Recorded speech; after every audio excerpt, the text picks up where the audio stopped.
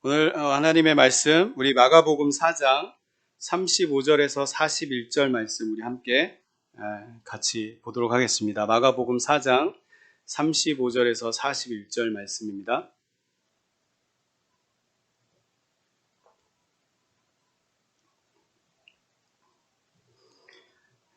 마가복음 4장 35절에서 41절 말씀입니다. 제가 봉독하겠습니다. 그날 저물 때에 제자들에게 이르시되 우리가 저편으로 건너가자 하시니 그들이 무리를 떠나 예수를 배에 계신 그대로 모시고 가매 다른 배들도 함께 하더니 큰 광풍이 일어나며 물결이 배에 부딪혀 들어와 배에 가득하게 되었더라. 예수께서는 고물에서 베개를 베고 주무시더니 제자들이 깨우며 이르되 선생님이여 우리가 죽게 된 것을 돌보지 아니하시나이까 하니 예수께서 깨어 바람을 꾸짖으시며 바다더러 이르시되 잠잠하라 고요하라 하시니 바람이 그치고 아주 잔잔하여 지더라. 이에 제자들에게 이르시되 어찌하여 이렇게 무서워하느냐 너희가 어찌 믿음이 없느냐 하시니 그들이 심히 두려워하여 서로 말하되 그가 누구이기에 바람과 바다도 순종하는가 하였더라. 아멘. 오늘 본문 가지고 큰 강풍이 일어날 때라는 제목을 가지고 우리 함께 말씀을 나누기를 원합니다. 영국의 저술가 C.S. 루이스라는 분이 이런 말을 했습니다. 보화는 길거리에서 쉽게 발견되지 않고 깊은 광맥을 찾아가야 얻을 수 있다. 인생의 보화도 깊은 곳에 있는데 그 깊은 곳이 바로 고난이다. 평안할 때 인간은 하나님께서 양심을 통해 속삭이시는 소리를 잘 듣지 못한다. 그래서 하나님께서는 고난을 보내시는 것이다. 고난은 인간의 잠든 감각을 깨우시는 하나님의 큰 소리이다. 라고 이야기를 합니다. 오늘 본문 말씀, 큰 강풍의 사건을 통해서 우리 삶에 어려운 정말 시간을 지나가고 있는 성도님들, 또 고난의 시간을 지나가고 있는 성도들에게 하나님의 말씀, 이 메시지가 정말 하나님이 우리들에게 주시는 귀한 생명의 말씀이 되시기를 주님의 이름으로 축복합니다. 첫째로는 우리가 살아가는 세상의 바다에는 항상 크고 작은 강풍이 일어난다는 사실입니다. 오늘 본문 37절 말씀에 이렇게 기록하고 있습니다. 큰 강풍이 일어나며 물결이 부딪혀 배에 들어와 배에 가득하게 되었더라 라고 기록하고 있습니다. 갈릴리 바다는 아열대성 기후입니다. 그래서 따뜻한 지역입니다. 그런데 그 바로 옆에 그 만년설을 가지고 있는 그 헬몬산이 있어요. 그 헬몬산에서는 차가운 바람이 내려오기 때문에 이 갈릴리 바다, 이 아열대성 기후, 따뜻한 바람과 공기와 그 찬 공기가 합치면서 이 갑자기 그 생각지도 못했던 강풍이 이 갈릴리 바닷가에는 자주 일어난다고 합니다. 그러므로 이 갈릴리 바다에는 일기예보가 사실은 필요 없는 곳입니다. 뭐 맑은 그 일기예보를 얘기를 해도 어느 순간에 갑자기 강풍이 일어나고 또 강풍이 일어난다고 일기예보가 있다고 해도 어느 순간에는 또 잔잔하고 그래서 이 갈릴리 바닷가는 지금 현재도 일기예보가 사실은 필요 없는 지역이라고 합니다. 사실 일기예보가 소용없는 것이 인생과 같다는 것이죠. 우리 인생이 사실은 앞을 내다보고 일기예보는 예측을 할 수 있지만 우리의 인생은 예측이 가능한가요? 바로 몇 분 앞에, 몇 초 앞에도 우리들이 알지 못하는 것이 우리의 인생 아니겠습니까? 사실 일기예보처럼 인생 예보가 있으면 참 좋을 것 같아요. 오늘은 참 인생이 맑습니다. 그래서 누구든 만나든지 기쁜 마음으로 만날 수 있습니다. 그렇지만 내일은 폭풍을 동반한 소나기가 오는 내일이기 때문에 나가서 사람들을 만날 생각 하덜덜덜 말고 그냥 집 안에서 처박혀서 그냥 집에만 있어라. 인생 예보 여기까지 마치겠습니다 하면서 이 인생 예보라는 게 있으면 얼마나 좋을까요? 참 그렇게 인생이 참 만만한 게 아닌 것 같습니다. 인생의 바다엔 일기예보라는 것이 없다는 것입니다. 인생이 밝을 때도 있지만 바닷가에 나가보면 알지만 여러분들 뭐 바람이 있든 없든지 간에 바다는 큰 파도가 있을 때도 있고 바람이 없어도 이 잔잔한 이 파도는 항상 있다라는 것이죠. 이와 같이 우리 인생에도 큰 파도와 같은 우리가 감당할 수 없는 큰 문제도 다가오지만 이 잔잔한 정말 조그만한 이 사건들이 우리 인생에 얼마나 많이 일어나고 있습니까? 그래서인지 세상 사람들도 인생을 고해라고 합니다. 고해. 즉 고통의 바다, 고난의 바다라는 뜻입니다. 우리들의 삶의 주변에 흔한 일들입니다. 사업에 실패할 수도 있어요. 살면서 우리 학생들은 SAT 시험 잘못 봐가지고 대학교 떨어질 수 있어요. 또 갑자기 살다가 건강한 몸인데 갑자기 질병이 생겨서 또 아픔 속에서 고통할 수 있는 그 고난의 시간이 들어갈 수도 있어요. 아니면 주위에 사랑하는 사람들을 먼저 보내는 그 아픔도 우리 인생을 살아가다 보면 너무나도 많은 그런 사건들, 큰 풍랑들, 감당할 수 없는 큰 일들이 우리 삶 속에는 많이 일어나고 있다는 것입니다. 이와 같이 우리들의 인생에는 수많은 시련의 바람이 붑니다. 그래서 세상 사람들도 모두 압니다. 그래서 인생은 고해라고 합니다. 그러나 제가 여기서 이야기하고 싶은 것은 세상 사람들이 이야기하고 있는 이 고난의 이 고해라는 것을 이야기하려고 하는 것이 아닙니다. 그 고난 속에서 우리 크리스찬들의 신앙생활에 몰려오는 이 시험에 관해서 우리들이 어떻게 반응하고 어떻게 살아야 되는가, 그거에 대해서 우리들이 오늘 말씀을 통해서 알고 싶다는 것이죠. 여러분들, 우리가 감당할 수 없는 이 수많은 강풍과 어려움 속에서 이런 문제들이 다가올 때 여러분들은 어떻게 살아가실 것입니까? 때로는 감당하기 어려운 시험을 당할 때도 있어요. 정말 전후좌우가 다 막혀가지고 정말 벽처럼 우리 사방을 다 둘러싸고 누구를 바라봐도 바라볼 데가 없고 정말 답답한 순간들이 우리 인생을 살다 보면 참 많이 일어나는 것 같습니다. 제가 욥의 이야기도 가끔 설교 시간에 얘기했습니다. 성경에 나와 있는 이 성경 인물 중에 욥이라는 그 인물이 고난의 가장 큰 강풍을 만난 인물 중에 대표적인 인물 아니겠습니까? 하루 사이에 10남매 그 자녀를 하룻밤 사이에 다 잃습니다.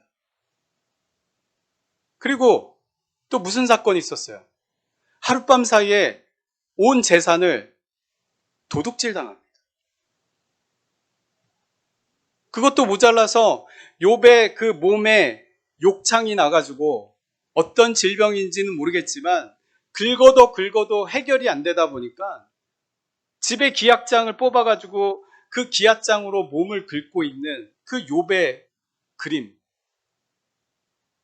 비참하지 않습니까?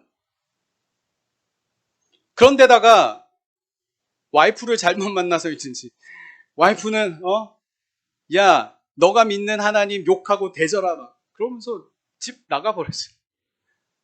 안 그래도 서글픈데 와이프 잘못 만나가지고. 그것도 모자라서 문병을 온 친구들 3명의 친구들이 위로한답시고 왔는데 위로를 하나요? 야 너 잘 생각해봐. 하나님 앞에 얼마나 죄를 지었길래 너가 이 꼴이 됐냐. 잘 돌아봐라. 그리고 하나님 앞에 회개해라. 아 재수없는 친구들이야. 내가 생각해도. 그럼 그렇잖아. 입장 바꿔서 생각해봐요. 제 아내가 한 번은 내하수의 종양 때문에 한 번 힘든 시간들이 있었어요. 제가 사역을 할 때. 근데 어떤 같은 사역자가 제가 교회에서 사역했던 사역자들 아닙니다. 그냥 뭐 주변에 있었던 사역자 그 사모가 와서 아내한테 이런 얘기를 해요. 위로한다시고는 모르겠지만 사모님 기도해 보세요. 회개할 곳이 있을 거예요. 아유 제가 욕 나올 뻔했어요. 애랑 이거는 아니죠 사실. 하나님의 관점에서 뭐 하나님이 벌 주는 경우도 있겠죠. 그런데 그게 사람이 아는 짓이에요? 아니잖아요. 하나님만 아는 부분인데 자기가 신인 것처럼 와가지고 이 욥도 마찬가지예요. 너 회개할 것 있으니까 너가 지금 이 모양 이 꼴 아니냐. 좀 회개 좀 해봐라.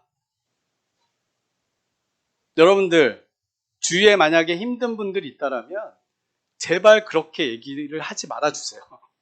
이거는 자기가 하나님인 거야. 이건 잘못된 거야. 그냥 힘들고 정말 고통 속에서 욥과 같이 어떤 욕창 때문에 그 기앗장을 긁고 있는데 와가지고 너 회개 좀 해. 그러지 마시고 우리들은 그냥 와서 같이 기도해 줄게요. 제가 할 수 있는 게 뭐가 있겠습니까? 그거 한마디만 해도 위로가 돼요. 욥은 이런 상황 속에서도 믿음을 지키는 모습을 볼 수 있지 않습니까? 그리고 욥은 고백하기를 내가 가는 길을 그가 아시나니 그가 나를 단련하신 후에는 내가 순금같이 되어 나오리라. 이런 믿음의 고백이 어려운 순간순간 고난의 시간들을 지나고 욥과 같은 그 고통 속에서도 욥은 하나님을 바라봤다는 것이죠. 세상을 바라보지 않고 세상의 환경을 바라보지 않고 나의 고난에 집중하지 않고 나의 문제에 집중하지 않고 그 문제 속에서 나를 아름답게 만드시는 그 하나님. 그 하나님을 바라보고 믿음으로 고백했던 그 욥의 신앙의 고백이 우리 안에 회복되는 그 은혜가 있기를 주님의 이름으로 축복합니다. 이와 같이 오늘의 우리들에게도 언제 어떤 강풍이 닥칠지 몰라요. 인생의 풍랑 앞에서 우리들이 할 수 있는 것은 유일한 한 가지 방법밖에 없어요. 예수 그리스도를 붙잡고 살아가는 것. 그거밖에 없지 않습니까? 여러분들 여기 계신 분들 인생 다 살아봤잖아요. 고난의 고난도 다 경험을 해봤잖아요. 사람에게 위로를 받으려고 해봤잖아요. 사람에게 좀 의지를 해서 그 사람들한테 좀 뭔가 힘을 얻어볼까, 뭔가 득을 받아볼까 했지만 안 되잖아요. 사방이 둘러싸여 있을 때 우리가 주님만을 바라볼 때 주님이 우리를 위로하시고 주님만이 우리의 문제 인생을 해결해 주시고 주님만이 우리에게 기쁨을 주시고 평안을 주시는 분이라는 것은 우리들이 다 알고 있지 않습니까? 다 경험해 봤지 않습니까? 그 어려운 순간순간 속에서도 그 고난의 긴 여정 속에서도 우리들은 주님만을 바라보고 살아가는 그 은혜가 여러분들의 삶 가운데 회복되시기를 주님의 이름으로 축복합니다. 39절 말씀에 예수께서 깨어 바람을 꾸짖으시며 바다더러 이르시되 잠잠하라 고요하라 하시니 바람이 그치고 아주 잔잔하여 지더라. 아멘. 아멘. 이 시간 꼭 깨닫고 명심해야 할 것은 인생의 강풍, 환란의 이 바람, 시련의 바람과 더불어서 신앙에서의 풍랑까지도 잔잔케 하시는 분은 오직 예수 그리스도의 이름 외에는 없다라는 것입니다. 예수님께서 바다야 바람아 잠잠하라 하셨을 때 그 바람과 그 파도도 주님 앞에 순종했던 것처럼 우리의 인생에 무슨 감당할 수 없는 강풍과 바람이 파도가 몰려친다 할지라도 예수 그리스도의 이름으로 선포하십시오. 그 예수 그리스도의 이름의 능력으로 말미암아 그 모든 문제가 해결되는 놀라운 역사가 여러분들 삶 가운데 있을 것입니다. 오늘 본문 말씀 큰 강풍의 사건을 통해서 저와 여러분들이 겪고 있는 현재의 어려움의 시간들 가운데 하나님께서 주시는 두 번째 메시지는 이렇습니다. 왜 제자들이 큰 강풍 앞에서 두려워하게 되었는지 이유를 먼저 알기를 원해요. 첫째로 제자들은 지금 주님과 함께 있다는 사실을 까맣게 잃어버렸다는 것입니다. 그렇게 많은 이적을 행하신 것을 직접 목격을 했던 사람들이에요. 심지어 죽은 자도 살리셨던 것을 이 사람들은 두 눈으로 직접 목도했던 사람들이에요. 그런데 그 강풍과 파도 앞에서 벌벌벌 떠는 거예요. 예수님을 완전히 잊어버린 거예요. 예수님이란 존재, 하나님의 아들이라 그 메시아의 존재를 완전히 까맣게 잊어버렸던 것이죠. 오늘날 우리들도 마찬가지 아닙니까? 메시아 되시는 예수 그리스도를 우리들은 늘 까먹어요. 늘 까먹어요. 삶 속에서 어려운 문제가 있으면 사람들을 찾아 헤매요. 어떠한 능력을 찾아 헤매요. 어떠한 돈의 의지를 해요. 어떠한 권력을 찾아서 또 쫓아다니는 우리의 모습들. 이거는 우리의 삶 속에서 날마다 예수님을 잃어버리고 살아가는 인생 아니겠습니까? 우리 주님은 이렇게 말씀하십니다. 마태복음 28장 20절 말씀에 내가 세상 끝날까지 너희와 항상 함께 있으리라. 아멘. 세상 끝날까지 함께 하시라. 이사야 41장 10절에서 무엇이라고 말씀하십니까? 두려워하지 말라. 내가 너와 함께 함이라. 놀라지 말라. 나는 내 하나님이 됨이라. 내가 너를 굳세게 하리라. 참으로 너를 도와주리라. 참으로 나의 의로운 오른손으로 너를 붙들리라. 아멘. 여러분들 중에 두려움이 있습니까? 걱정과 근심이 있습니까? 주님께서 지금도 나와 함께 계시고 영원까지 우리와 함께 하시며 우리들을 보살피신다는 것이, 우리들을 도와주겠다는 거요, 우리와 함께 하시겠다는 겁니다. 이 사실을 믿으시기를 주님의 이름으로 축복합니다. 이 믿음이 없을 때 두려움과 공포가 나를 엄습하게 되는 것입니다. 이 믿음이 없는 것.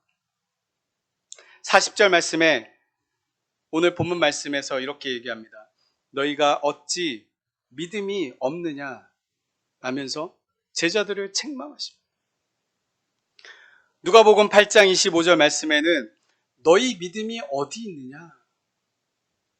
너희 믿음이 어디 있느냐? 우리 인생에 가정이 파탄 날 수 있어요. 그런데 가정 파탄 나도 회복할 수 있습니다. 사업 망할 수 있어요. 사업 다시 일으키면 돼요. 자녀들의 문제가 있습니까? 그 자녀들 붙잡고 기도하세요. 하나님 책임져 주십니다. 여러분들 인생에 또 무슨 문제가 있습니까? 직장이 없습니까? 그거 다시 구하면 돼요. 돈 없어요?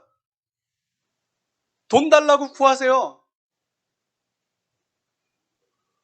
뭐 없으면 달라 그래야지. 누구한테? 하나님한테. 다 되잖아요. 그런데 믿음이 없으면 이건 인생 끝난 겁니다. 믿음이 없으면 인생이 다 끝난 거예요. 믿음이라는 것이 무엇입니까? 맡기는 거예요. 맡기는 거. 제자들은 풍랑이 일어났을 때 주님께 맡기지 못하고 자신들의 기술과 노력으로 해보려고 노력했던 것들을 볼 수 있어요. 근데 결국 믿음 없는 자가 되어서 주님께 책망을 받았다는 것이죠. 또 제자들이 두려워하게 된 이유가 무엇입니까? 두 번째로는 제자들은 주님이 누구인지를 제대로 몰랐기 때문에 두려워했다라는 것입니다. 아는 것만큼 신뢰도가 더 높아져요. 아는 것만큼 그 믿음의 분량이 더 커진다라는 거예요. 예수님을 아는 것만큼 우리의 주님을 향한 그 믿음이 아는 것만큼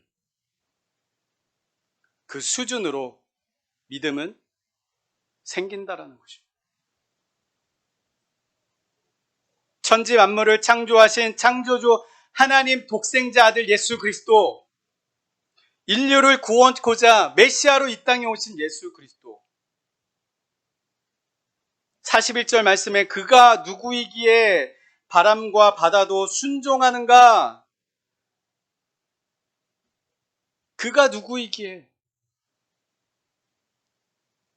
그때 당시 예수 그리스도 제자들이 이렇게 고백했던 거예요. 우리들의 고백이 여기에서 이런 고백이 나오면 안 된다는 것이죠. 우리들의 아직까지 고백 가운데 그가 누구이시기에, 예수 그리스도가 누구이시기에 바다도 파도도 잠잠케 하게 하는가? 그건 우리들의 고백이 아니어야 된다는 것입니다. 우리들의 고백은 맞아, 예수 그리스도는 만물의 창조자 하나님의 독생자 예수 그리스도, 이 땅에 우리를 구원코자 오신 메시아 예수 그리스도, 그 믿음의 고백이 우리 입에서 그냥 술술술 나와야 된다는 것입니다. 오늘날도 교회를 수십 년간 다녔어도 교회를 다녀 뭐해? 고만 다녀야 되겠다. 기분 나쁘다. 이런 분들 의외로 많이 있습니다. 예전에 교회에서 제자훈련을 하게 되면 저는 제자훈련에 목숨 건 사람입니다. 제자훈련을 어느 사역지를 가든 했습니다. 근데 한 가지 기억나는 게 있어요. 청년이었어요. 자매였고. 그런데 우리 집사님처럼 간호사였어요. 똑똑했어요. 그래서 이제 제자훈련, 청년들하고 대여섯 명하고 제자훈련 했는데, 그 자매가 제자훈련을 하다가 나한테 와서 따지더라고요. 왜 따지냐? 이유는, 제자훈련, 성경 공부 안에 이제 예수 그리스도 이 교리적인 공부를 하면 우리들이 죄인이라는 것들을 많이 공부를 하거든요. 그래서 예수 그리스도가 필요하다. 그런 얘기를 하는데 어느 순간에 와서 나는 죄인이 아닌 것 같은데 왜 죄인이라고 그러세요? 그렇게 따지는 거예요.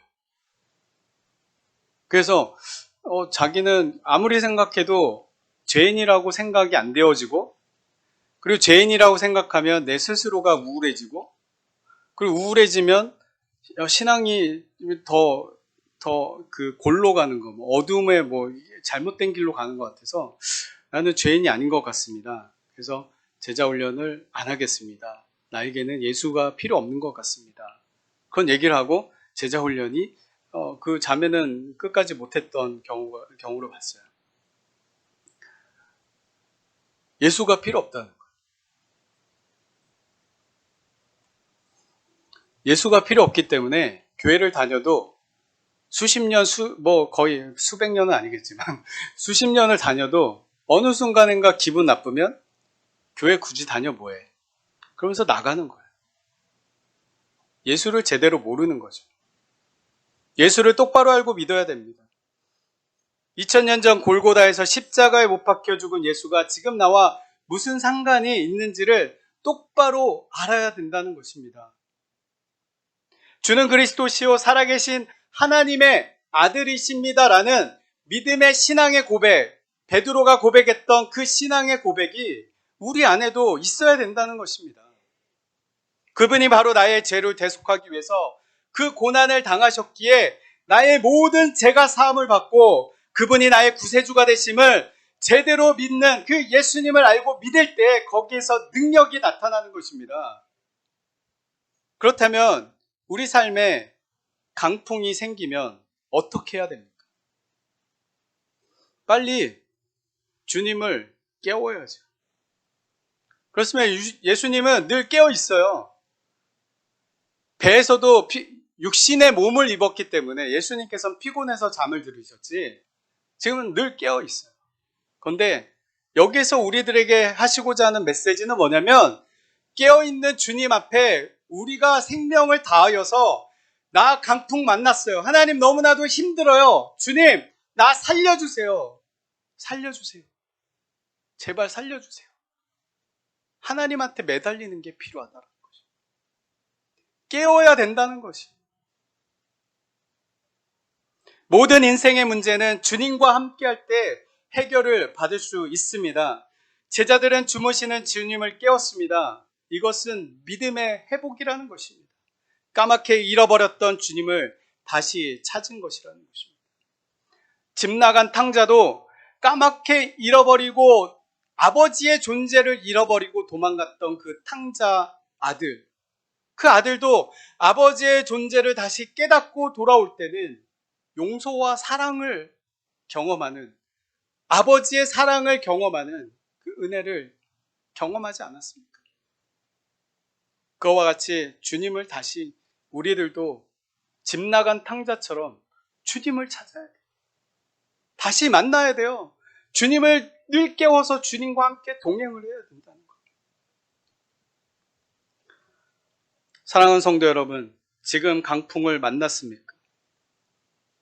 아니, 너무 인생이 편안해서 믿음에 대한 광풍을 만났습니까?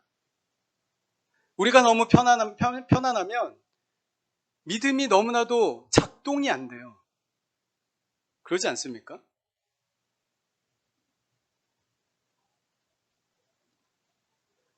가정의 사업에 직장의 풍랑을 만난 파선할 위기에 있습니까? 빨리 주님을 깨우시고 다시 우리가 영적인 감각, 그 살아있는 영적인 감각을 다시 불러일으켜서 주님과 예수님과 더불어서 이 만만치 않은 세상, 이 파도가 몰려올 때마다 우리들은 주님과 더불어서 승리하는 그 삶이 여러분들 가운데 있기를 주님의 이름으로 축복합니다. 아멘. 또 제자들이 두려워하게 된 마지막 이유는 제자들은 주님을 보지 않고 광풍을 보았기 때문에 두려웠던 것입니다. 예수님의 제자 베드로가 무리를 걸어가다가 주님을 보고 갔을 때는 무리를 걸어갈 수 있었어요. 그런데 물을 보다 보니까 갑자기 두려움이 엄습해서 물에 빠졌다는 것입니다. 예수 보지 않고 세상을 바라보게 되면 우리들은 시험에 빠지는 경우가 참 많이 있는 것 같아요. 어떤 환경 속에서든 어떤 힘든 일이 있다 할지라도 여러분들 세상은 바라보지 마십시오. 세상에는 힘이 없습니다. 세상에는 희망이 없습니다. 오직 예수 그리스도에게만 희망이 있는 줄 믿습니다. 사랑하는 성도 여러분들, 강풍을 보지 말고 예수님을 바라보시기를 바랍니다. 히브리서 12장 2절에 믿음의 주여 또 온전하게 하시는 이 예수를 바라보자. 예수를 바라볼 때 희망이 있습니다. 여러분들, 다이아몬드의 가치는 네 가지를 보고 그 가치를 책정을 한다고 합니다. 그 C 네 개로 보는데 캐롯, 첫 번째는 캐롯, 두 번째는 컷, 세 번째는 컬러, 네 번째는 크레러리. 그 네 가지를 그 기준으로 다이아몬드의 가치가 거기서 판별이 됩니다. 근데 사람들을 평가하는 것도 좀 이와 비슷한 것 같아요. 여러분들 그 캐럿은 크기를 얘기하잖아요. 크기. 이 크기는 뭐를 볼까요? 사람들의 주머니 크기를 주머니에 돈이 얼마나 많이 있냐, 없냐를 가지고 사람들을 평가하는 것 같습니다. 두 번째, 컷은 뭐입니까? 모양이잖아요, 모양. 사람들이 잘생겼느냐, 못생겼느냐로 사람들을 또 구분을 하죠. 세 번째는 뭐예요? 컬러, 색깔이잖아요. 흑인, 황인, 흑인, 뭐 여러 가지 인종들, 그걸로 사람들을 또 평가를 하죠.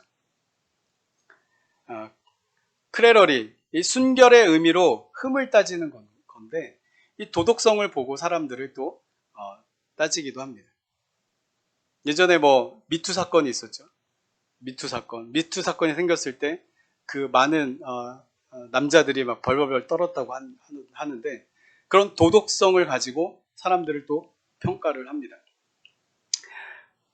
그런데 사실은 사람들이 그렇게 평가를 하지 하나님의 관점에서는 그 점수가 그 점수예요. 하나님 봤습니다. 그 사람이나 저 사람이나.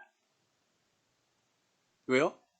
성경에는 사람의 그 기준, 너무나도 이렇게 도덕적으로 너무 착한 사람들이 도덕적으로 살지 못한 사람들을 많이 비판하잖아요. 근데 성경은 그 사람이나 그 사람이나 그 아이가 그 아이야. 그런 관점으로 본다는 거죠. 그래서 성경에 그렇게 나와 있잖아요. 의인은 없나니 단 한 사람도 없다.